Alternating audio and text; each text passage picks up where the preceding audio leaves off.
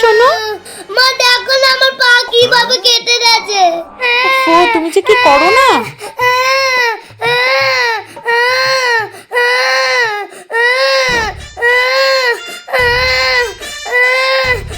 আর কাঁদেন, এক্ষুনি সেরে যাবে।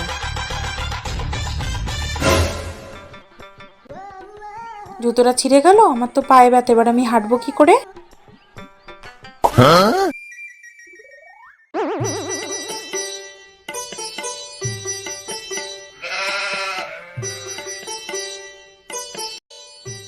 এ কি, তুমি আমার জুতো পরেছো কেন?